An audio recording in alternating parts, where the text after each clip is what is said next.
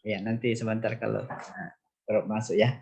Ya, disilahkan para peserta Pak Awi, untuk Pak Awi, saya mau nyaji, Pak Awi, ya, Assalamualaikum. Saya mau menyajikan materi, bisa saya sebentar sekali.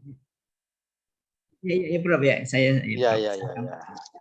Baik. Sebentar sekali ya. Nanti yang detailnya Anda ambil di saya di Sul Hijrah ya. Baik. Yang pertama, tapi harus apa dengar suara saya? Sul Hijrah? Iya. Nah, yang pertama ini di bagian latar belakang coba dipertajam ya, hubungan antar fokus atau hubungan antar variabel. Di akhir saja mungkin 2-3 paragraf ditambah di 2-3 paragraf pengikatnya itu ya. Coba sebut kembali judulnya, itu kan masih penjelasan terpisah-pisah. Coba baca kembali judulnya. Anda hayati. Pengaruh kemampuan metakognitif terhadap pengaruh kemampuan metakognitif, keyakinan matematika, kecerdasan emosional, daya berpikir, dan kemampuan awal. Oke. Anda menjelaskan di latar belakang itu masih terpisah-pisah ya. Coba dibuat paragraf pengikat antar variabel eksogen, endogen, dan interveningnya, Dik. Ya. Ini analisisnya guys, jalur ya. Iya, Prof. Ya toh? Iya. Nah, terus yang kedua, ini harus dipahami state of the art-nya itu rumusan masalah.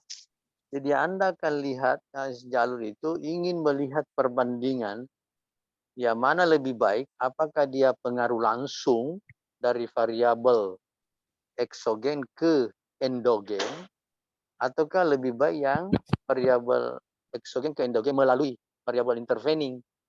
Ya, kan nanti itu Anda kalikan koefisien-koefisiennya ya, yang tidak langsung. Jadi rumusan masalah itu dipertajam ya. Jadi yang mau dilihat itu besarnya pengaruh masing-masing, apakah langsung tidak langsung. Catat saja dulu, nanti Anda bisa ambil catatannya di saya. Yang ketiga, ini penentuan sampel populasi sampelnya. Ini dipertajam langkah-langkahnya nih. Nah, ini intinya itu kalau penelitian kuantitatif di metodenya. Beda kalau kualitatif ya di pelaksanaan. Jadi santai saja di awal, nanti diperketat di pelaksanaan. Jadi Anda harus perbaiki itu di khususnya pengambilan penentuan populasi sampel ya. Nah, terakhir, apakah sudah ada minimal 5 international jurnal? Ada, tapi bukan tidak dijadikan ini penelitian relevan atau cuma materinya yang tidak, itu nanti kan harus masuk di bab 2, masuk di bab pengantar mungkin sebagian, nanti yang paling banyak nanti itu Anda masukkan pada saat membahas, karena ingin disinkronisasi ya antara hasil penelitian Anda dengan hasil-hasil penelitian relevan sebelumnya. Jadi pembahasan coba ya nanti ya, dan ditambah kalau belum. Kalau belum ditambah minimal 5 yang relevan. Tentu saja kalau yang lain ya harus banyak. Oke, yang terakhir sekali. Tidak ada rujukan yang Anda ambil dari S1, S2, apalagi S1. Kecuali kalau sudah dipublish di jurnal, boleh saja. Ya, cukup ya. Cukup saya Pak Wi, terima kasih. Nanti detailnya saya kasih proposalnya. Terima kasih Prof. Ya, terima kasih juga. Saya membawa materi di UIN juga. Ya. Assalamualaikum. Waalaikumsalam warahmatullahi wabarakatuh. Tapi Prof Sab saya kasih kesempatan dulu peserta. Iya. Ya, tapi disilahkan dan mohon disebutkan namanya. Untuk sesi pertama, saya persilahkan 3 orang.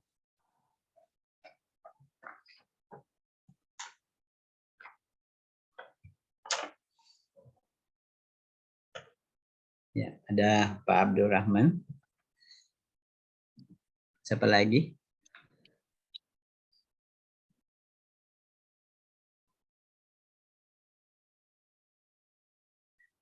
Ya, ada Dian Magfirah.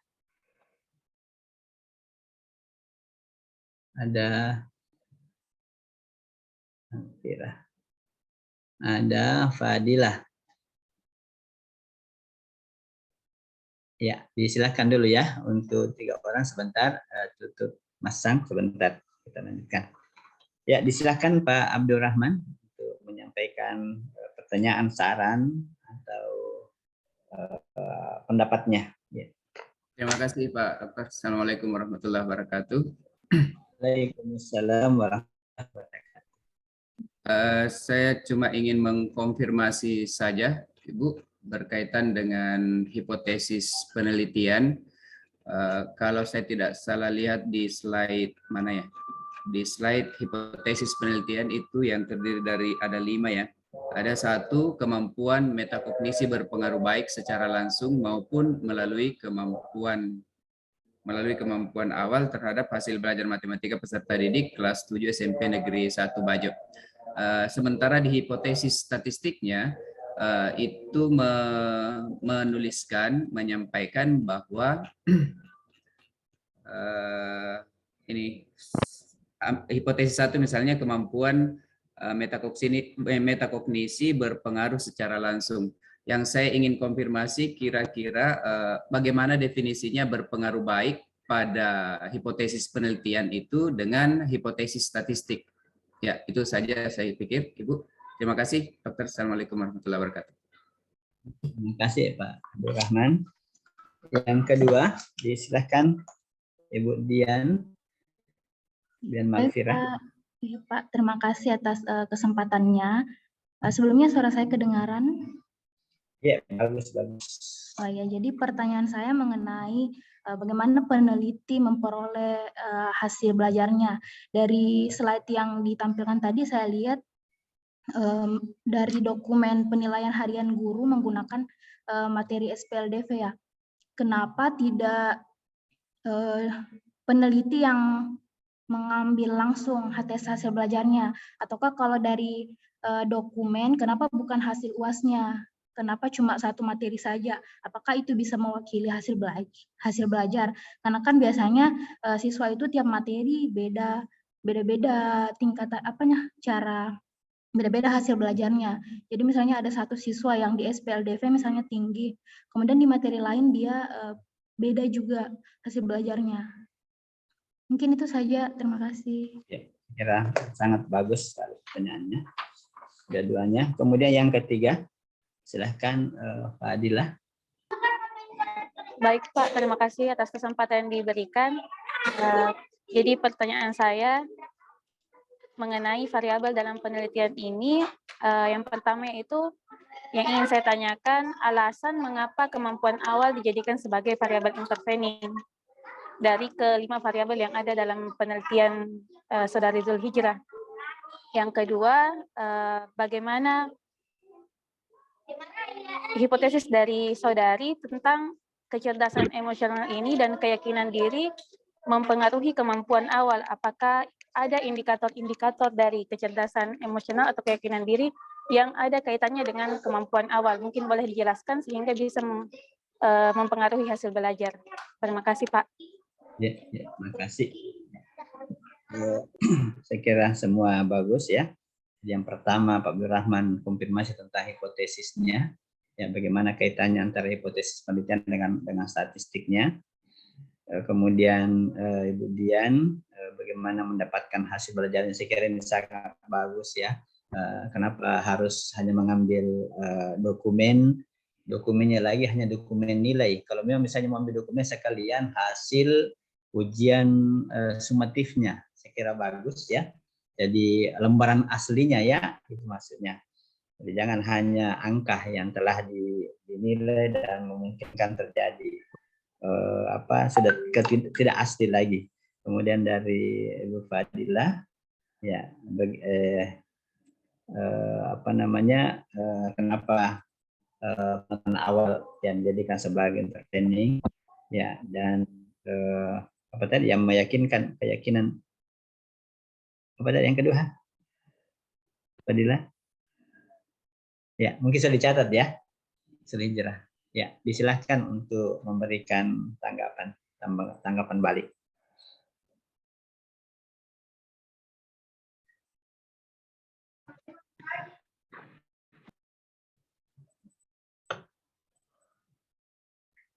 Kenapa saya tidak dengar suaranya? Tidak ada audionya.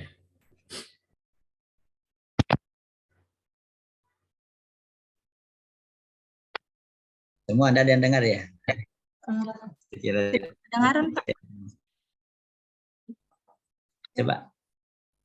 Sudah bicara. Iya, Pak. Iya. Mungkin pakai headset tadi ya. Iya. Tidak dicabut headset ya. Silakan. Yang hipotesis yang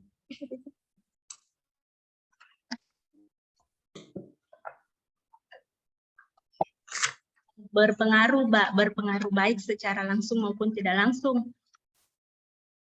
Sebenarnya di situ bukan bilang berpengaruh baik, tapi berpengaruh baik secara langsung maupun tidak langsung. Berpengaruh langsung, misalnya kemampuan metakognisi berpengaruh langsung terhadap hasil belajar matematika maupun tidak secara langsung, tapi melalui kemampuan awal matematika. Begitu Pak maksudnya. Tadi hipotesisnya ini. Jadi bukan berpengaruh baik, tapi berpengaruh baik secara langsung maupun tidak langsung.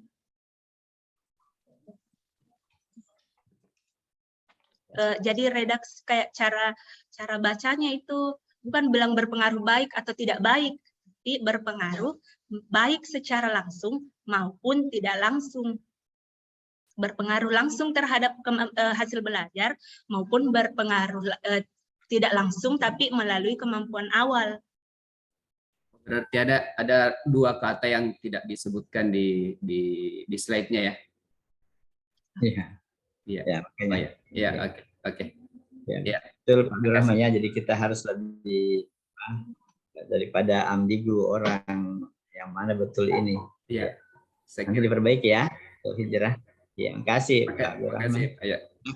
Lanjutkan. Terus kenapa cuma pakai ambil hasil belajar untuk materi SPLDV, kenapa tidak nilai UAS-nya? Karena dalam penelitian ini saya cuma ambil materi, fokus di materi SPLDV saja. Tidak ambil materi yang lain, tapi fokus di materi SPLDV. Jadi nanti yang mau diambil untuk nilai mata pelajaran matematika, tapi cuma dari penilaian tentang materi SPLDV saja.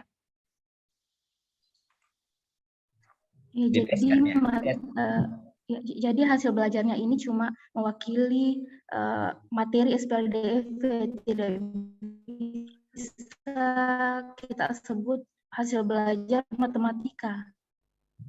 Atau materi SPLDV ini bisa mewakili hasil belajar matematika secara satu semester atau keseluruhan.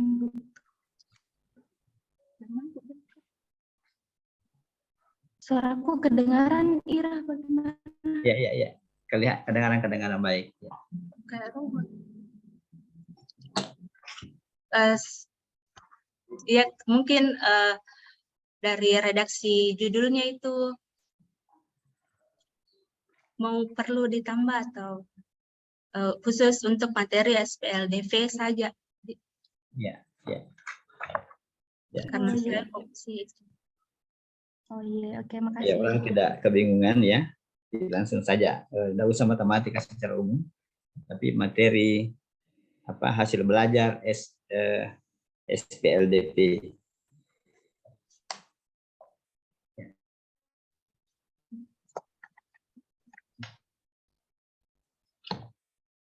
Apa tadi? Terus pertanyaan ketiga, kenapa kemampuan awal yang jadi intervening? Karena syaratnya untuk jadi intervening kan itu dia harus bisa yang mempengaruhi dan bisa dipengaruhi oleh variabel lain. Jadi kemampuan awal itu memenuhi persyaratan ini. Terus kemampuan awal itu harus dimiliki oleh setiap siswa, karena kalau kemampuan awalnya saja lemah, dia tidak akan bisa lanjut ke materi selanjutnya. Jadi kalau misalnya di penelitian saya ini pakai materinya SPLDV, tapi dia sangat lemah di sistem persamaan linear satu variabel, maka sudah pasti itu dia akan kesusahan di SPLDV nanti. Terus hukum distributif perkalian terhadap pengurangan, terhadap penjumlahan juga itu harus dia kuasai dengan baik supaya bisa menerima dengan baik materi SPLDV ini. Makanya saya pakai kemampuan awal sebagai variabel interveningnya.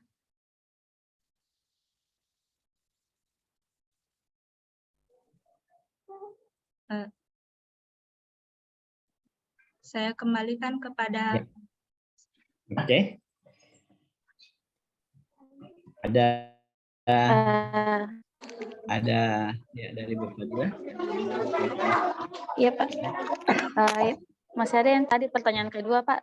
Bagaimana pendapat Saudari Zulhijrah tentang kecerdasan emosional mempengaruhi kemampuan awal? Bagaimana itu bisa dijelaskan? Kenapa kecerdasan emosional mempengaruhi kemampuan awal itu? Kalau misalnya dia sementara belajar, terus dia dalam keadaan emosi yang tidak baik, meskipun sebenarnya dia tahu materi sebelum-sebelumnya, itu materi prasyaratnya, tapi kalau dia sementara dalam emosi yang tidak baik, sementara keadaan bosan atau bagaimana, jelas emosinya itu negatif, dia tidak akan bisa mengumpulkan atau mengingat materi-materi yang sebelumnya yang berhubungan sama materi yang ada di hadapannya. Jadi dia akan kesusahan untuk pelajari materi yang sedang ada di hadapannya ini, karena dia tidak bisa memanggil kembali ingatannya tentang materi prasyaratnya itu. Makanya di situ berhubungan kecerdasan emosional dengan kemampuan awal.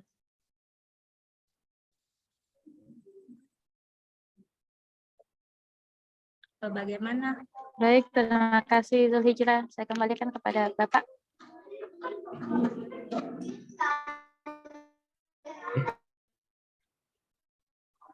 Ya, masih ada tadi untuk masang apa namanya sesi kedua. Oh iya Pak, saya bisa langsung bertanya Pak? Ada lagi yang lain? Ya, ada Miftah. Ya, cukup 2 ya. Ya, nanti Prof. Sab lagi yang akan memberikannya lebih. Ya. Silahkan Ibu Tutut. Oh iya Pak, terima kasih atas kesempatannya. Saya ingin bertanya kepada Saudari Zulhijrah, berdasarkan judul Anda, mengapa Anda memilih variabel Weber seperti kemampuan metakognisi, keyakinan matematika, kecerdasan emosional, dan gaya berpikir, serta kemampuan awal? Apakah ini berpengaruh memang pada hasil belajar matematika? Mungkin sekian dari saya, kembalikan kepada Bapak. Ya, jadi nanti dijelaskan ya. Tentu untuk mengambil variabel-variabel bebas ada alasan yang bisa disampaikan ya sesuai dengan kajian pustakanya. Ya, disilahkan yang kedua Pak Miftah.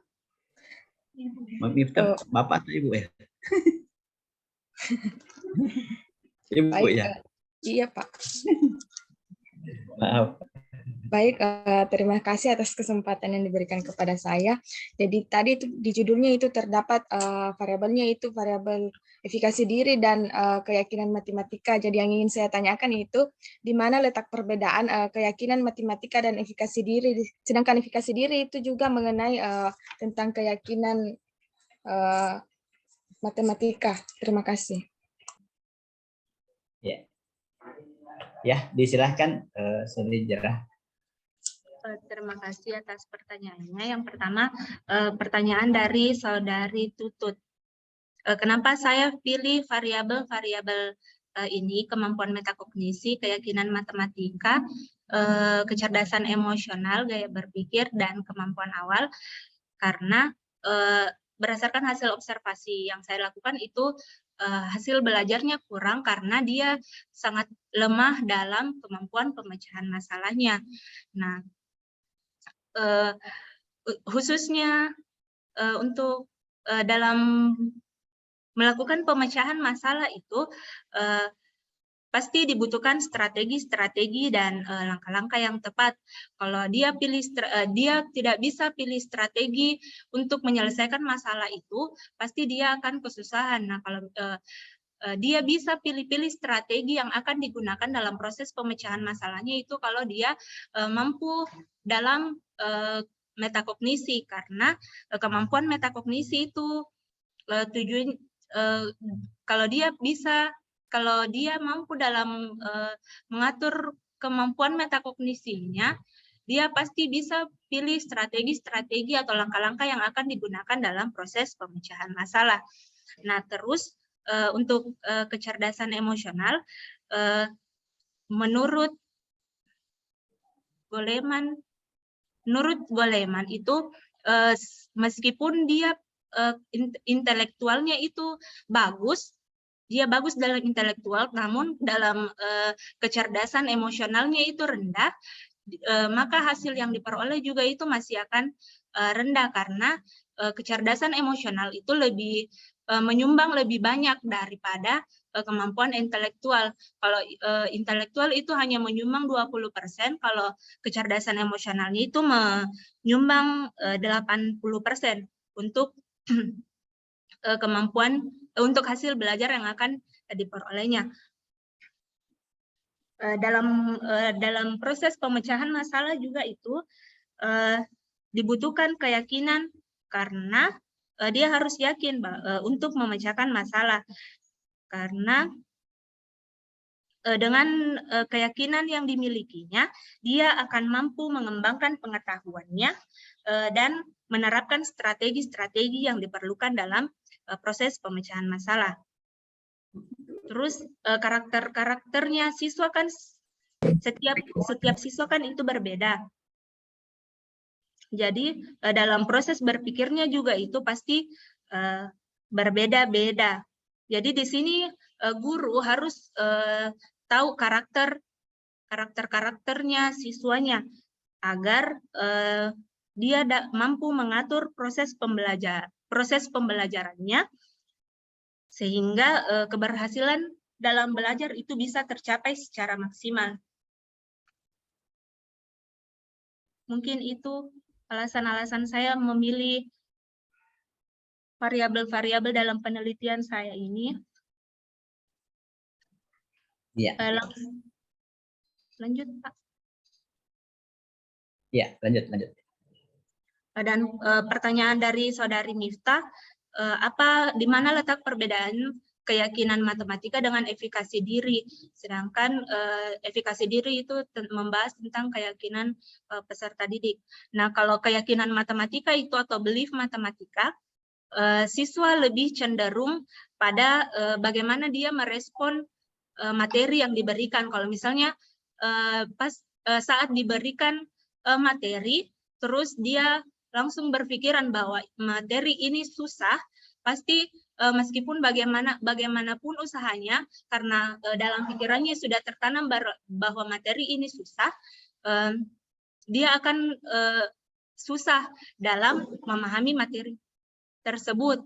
Nah, tapi kalau misalnya pada saat menerima materi, terus dia berpikir bahwa materi ini mudah, maka materi yang disampaikan itu akan diserap dengan baik dan akan dicerna dengan mudah, sehingga materi yang disampaikan itu bisa diterima dengan baik. Terus kalau efikasi diri lebih cenderung pada keyakinan dirinya bahwa dia bisa mengerjakan soal-soal yang diberikan tanpa memikirkan ini materi susah atau materinya gampang, karena dia ingin mencapai tujuan tertentu. Misalnya dia mau menjadi yang terbaik di antara teman-temannya, jadi dia akan sesusah apapun materinya, pasti dia akan berusaha untuk memahami atau menyelesaikan masalah-masalah yang diberikan. Mungkin itu saja, saya kembalikan kepada penanya. Bagaimana penanya? Ada yang mau dikonfirmasi balik? Terima Baik, kasih. terima kasih Pak. Sudah jelas. Ya, terima kasih Bu Miftah. Selanjutnya disilahkan Prof. Saf.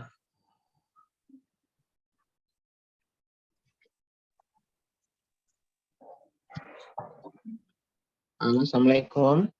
Waalaikumsalam warahmatullahi wabarakatuh. Iya, giliran kok Midi tabe.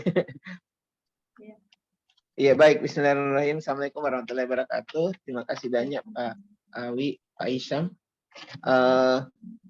Ya, baik. Saya langsung saja mungkin deh, ya. Secara keseluruhan, saya membaca proposalnya cukup bagus ya, cukup cukup tertata dengan baik dan maksudnya memang sudah layak untuk seminar proposal dari apa yang ditulis di sini.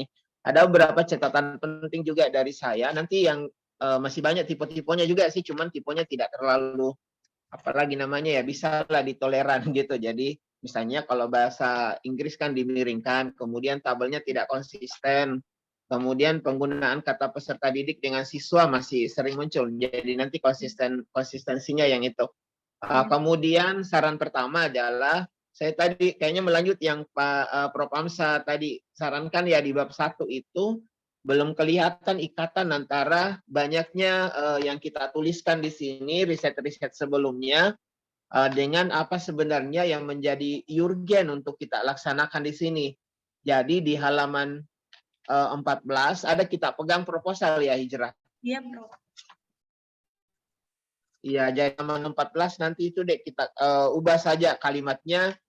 Hindari selalu menggunakan kata-kata yang apalagi namanya kata-kata yang tidak bisa diukur, misalnya berdasarkan uraian di atas yang mana, padahal kan menurut kita bukan cuma yang di atasnya ini, yang sebelum-sebelumnya juga ya. Jadi sebaiknya langsung buat penjelasan yang mengaitkan penelitian yang dirujuk itu, yang mana yang jadi utama, yang bisa mengikatkan antara misalnya yang eksogennya, endogennya dengan interpeningnya. Nah, disebutkan di sini.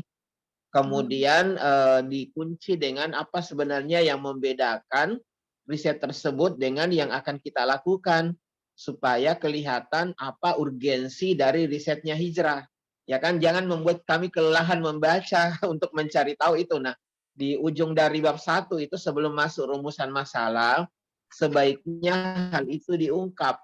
Ya, jadi pengaitan penjelasan antara riset yang menjadi rujukan utamanya dengan yang membedakan apa yang kita mau risetkan atau yang kita mau teliti gitu. Ya, jadi di ujung sebelum menyebutkan sehingga penelitian ini akan mengangkat topik dengan judul, kan selalu biasa dikunci dengan itu ya.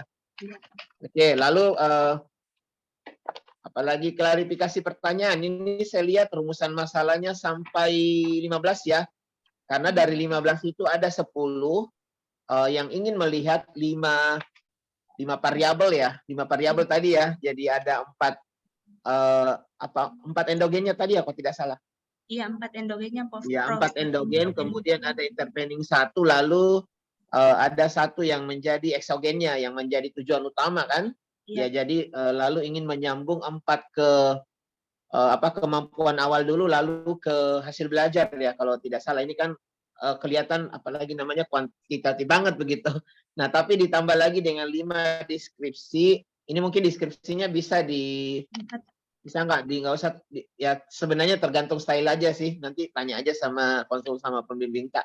Boleh di partisi begini, boleh juga mungkin kalau saya karena kan fokusnya di riset kuantitatifnya. Jadi mungkin 1 sampai 5 ini bolehlah mungkin dijadikan 2 saja atau 3 digabung saja. Tapi ditulis satu-satu juga nggak apa-apa.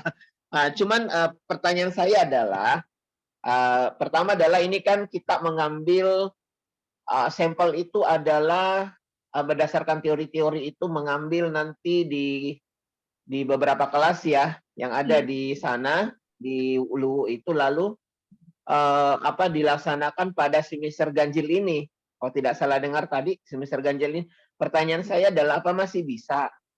Karena kan semester ganjil itu sudah anak-anak sudah ujian akhir itu di bulan November dan 2 minggu depan kayaknya sudah bulan November ya. Apa bisa dengan apalagi namanya dengan sisa waktu 2 minggu ini belum lagi persiapan, terus tadi kan sebelum melakukan aksi mau melakukan validity dan realibitas kan harus instrumennya sudah jadi belum?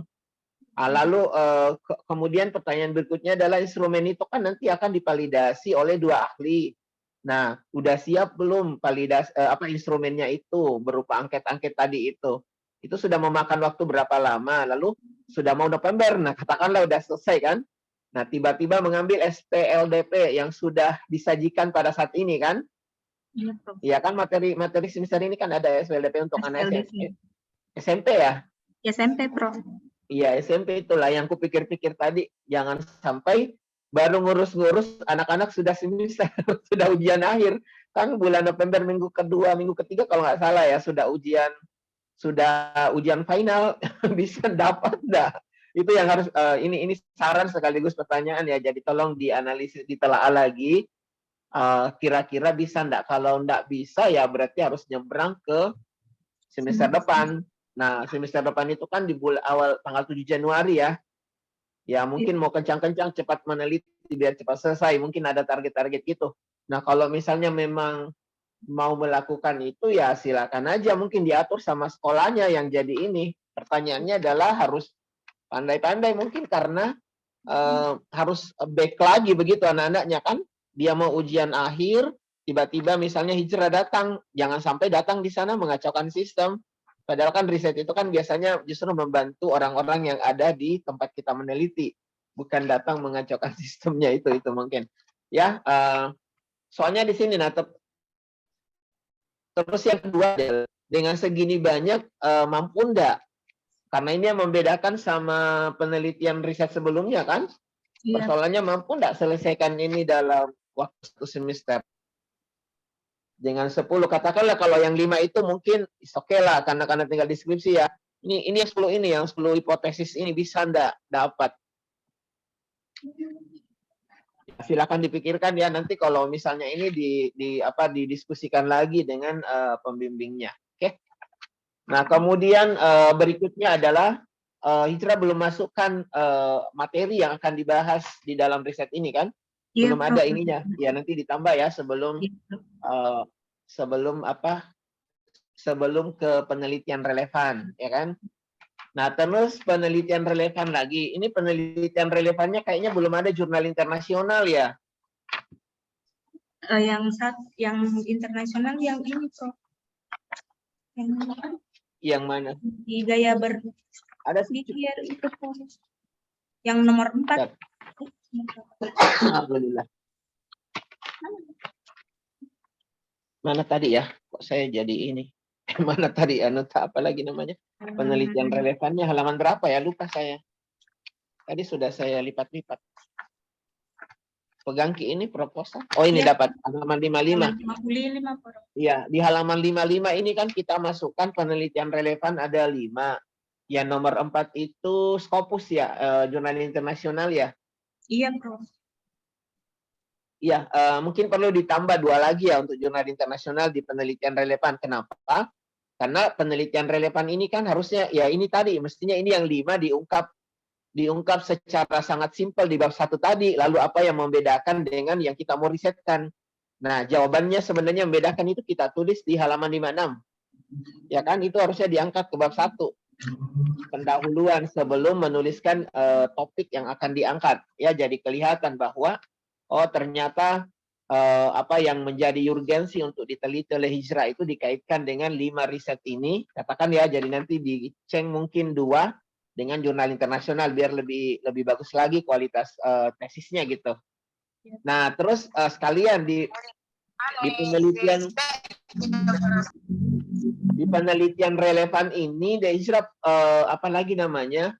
Belum terungkap apa sebenarnya Jadi bab 2 itu penelitian relevan, harusnya kita tuliskan di ujung kaitannya dengan penelitian kita. Bukan apa yang membedakan itu ditaruh di bab 1.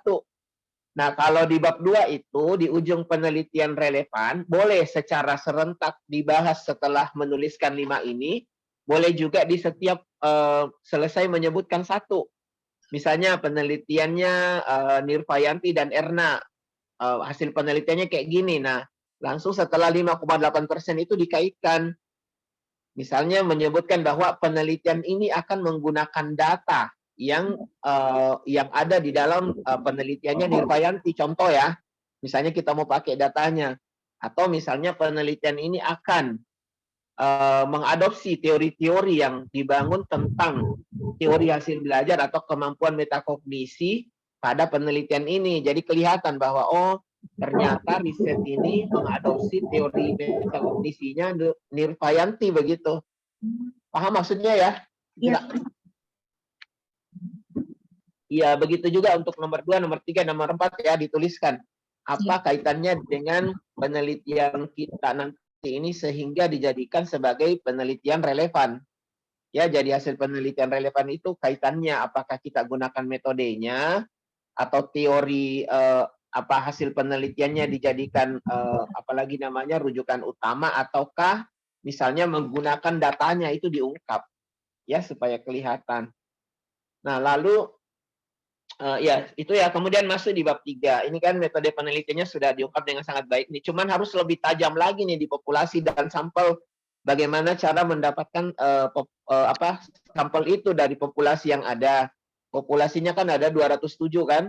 Ya. Nah, kemudian menggunakan teori Slovin. Kalau bisa juga saran jangan tidak usah pakai rujukannya Kriantono terlalu old. 2008 ada tidak yang 2019 lah, yang 2020 saya kira banyak ya menggunakan teorinya Slovin.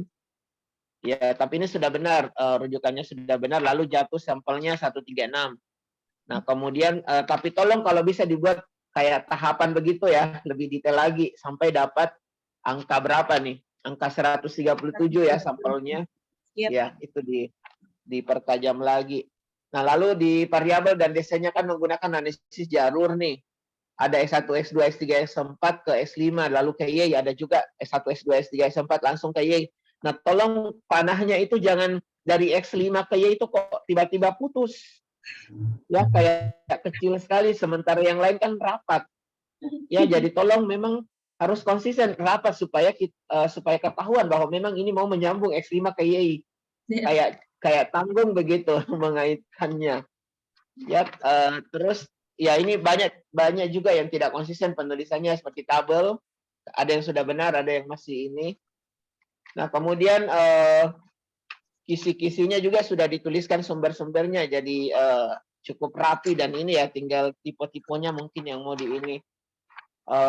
Apalagi namanya, kecuali tabel 37-nya itu sumbernya tidak dituliskan. Apa memang ini dibikin sendiri atau seperti apa di halaman 79? Oh, tidak, Prof. Ini punya orang kan? Iya, Prof. Iya, terus kenapa disisakan satu tidak ditulis punya orang siapa? Nanti dia protes. Oke, jadi tapi setidaknya kan sudah paham ya apa yang mau dikerjakan ya? Iya, Prof. Iya, jadi dari tulisannya sih apa sih lagi namanya, yakin sudah tahu apa yang mau dikerjakan sampai pengumpulan datanya. Tadi sudah dijelaskan ada uji validasi kan sama uji reliability ya. Jadi ya itu saya kira sudah S2 banget itu. Ya, ini juga cukup banyak yang mau di ini. Oke lah, nah satu yang terakhir itu adalah ini saya mau klarifikasi, yang lainnya sudah oke ya. Hipotesisnya juga sudah bagus. Nah, satu lagi yang saya mau apalagi namanya klarifikasi, ini kok sampai berapa halaman nih daftar pusakanya? Ada 11, 15 ya? Berapa ini? 1, 2, 3, 4, 5, 6, 7, 8. Pokoknya lebih 10 ya? Ada 10 ya? Iya, Prof, lebih. 10. Iya. 10 ya katakan. Nah, pertanyaan saya, yakin semua yang ada di daftar pustaka ini dirujuk? Iya, Prof. Saya Karena tidak... kan... Ya, pakai Mendeley atau pakai Sotero? Iya, Prof. Pakai Mendeley ini, Prof. Oke, kalau begitu minta tolong nanti kalau datang ngambil ininya perlihatkan ke saya ya. saya kok kayak tidak yakin sampai 10 rujukan ini dipakai semua enggak ya? Ya, jadi kalau misalnya pakai Zotero atau apalagi namanya pakai Mendeley itu berarti sudah oke, memang terujuk-rujuk di dalam ya. Oke, nanti lihatkan ke saya karena banyak banget ini apa dipakai semua memang ya. Tapi usahakan tiga lembar pun sebenarnya sudah lebih dari cukup ya, 3 lembar 4 lembar. Yang penting di dalamnya itu kualitinya bagus, misalnya dengan memasukkan artikel-artikel dari jurnal-jurnal bereputasi, itu lebih keren itu daripada ya seperti tadi sarannya juga Prof. Amsa ya, jadi kayak skripsi itu nggak usah dimasukkan ya. Ya jadi yang apalagi buku-buku dari S1 itu nggak usah dimasukkan. Atau yang sudah cukup lama, tapi ya bagus juga ini, apalagi kan kuantitatif ya, makin banyak sumber rujukan sih sebenarnya ya nggak masalah, cuman yakinkan bahwa memang semua terujuk di dalam. Saya kira itu saja dari saya. Ya, makasih Pak. Tapi sudah bagus ya, bagus cara nulis proposalnya. Tinggal mau dipoles. Iya, Prof. Makasih, Prof. Ya, nanti diambil deh di ruangan ya ininya. Iya, Prof. Oke, itu mungkin dari saya, Pak Awi TBK.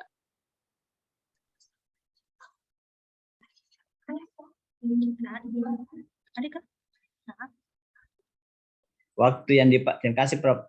Waktu yang dipakai untuk meneliti ya praktis tinggal 1 bulan, karena awal Desember itu sudah ujian, ya. Ya kayaknya agak berat ya.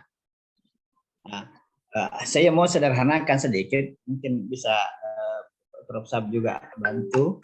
Pengambilan sampelnya ya ini kan per kelas, masa ada yang diambil ada yang tidak.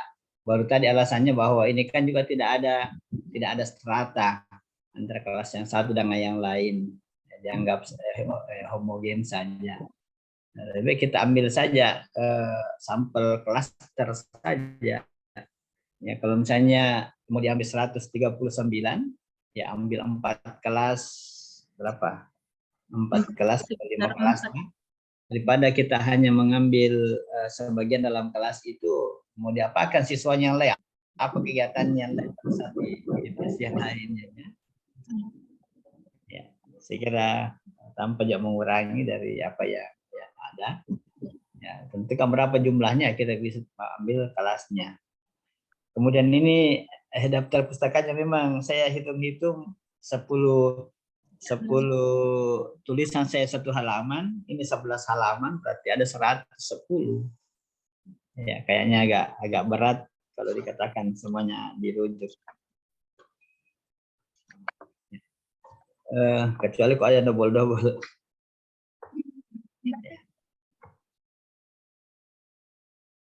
Ya, saya kira banyak saran-saran dari Pak Prof. Safrudin ya. Bu Sulhijrah bisa perbaiki, bisa pertajam dengan apa yang disampaikan tadi. Ya. Saya beralih ke Pak Hisam. Ya, ada yang mungkin mau disampaikan Pak Hisam?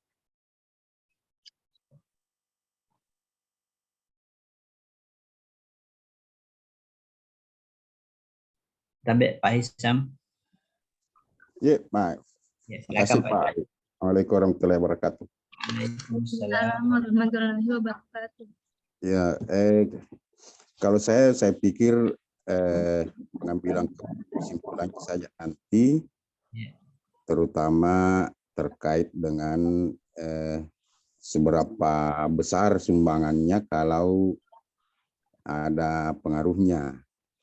Ya, mungkin saya agak banyak konsentrasi di situ sambil melihat semua yang lain keterkaitannya. Karena ini masih proposal kan Pak Awi? Iya Pak Sam. Nah, proposal artinya kemungkinan untuk berubah besar itu masih jalan. Ya, nanti Pak di pembimbingan saja. Iya. Ya, Sulhijrah coba dihitung-hitung waktu yang mau dipakai.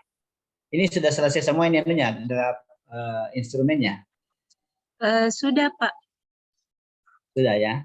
Ya pokoknya sambil jalan, kan ini juga tidak bergantung dari anak. Hanya saja pada saat ujian yang tidak bisa diganggu anak-anak. Iya. Ya, termasuk juga untuk pada saat 1 minggu sebelumnya. Ya nantilah akan dilihat, silakan jalan. Mudah-mudahan bisa terkejar. Kalau tidak ya terpaksa molor. Nah, dan ini juga tidak lama setelah selesai semester ganjil, masuk dari semester genap. Ini tidak terlalu lama. Ya. Ya, saya kira demikian. Masih ada yang ya saya kira proses sudah, WhatsApp sudah. Ya, Probaso kayaknya ada kegiatannya.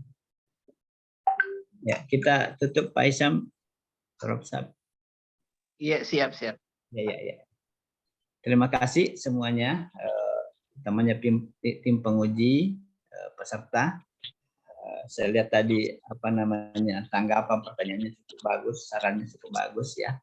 Ya sudah kayak saran-saran dosen dipakai. Ya. Saya kira demikian pertemuan kita pada pagi hari ini. Mari kita sama-sama menutup. Sebelum saya tutup ya nanti tim penguji mengirim nilai ke Prof. Hamzah. Mari kita sama-sama menutup dengan membaca hamdalah. Alhamdulillahirrabbilalamin. Assalamualaikum warahmatullahi wabarakatuh. Waalaikumsalam warahmatullahi wabarakatuh. Mohon izin saya lihat Kak Tabe. Iya. Ya, live juga. Ya.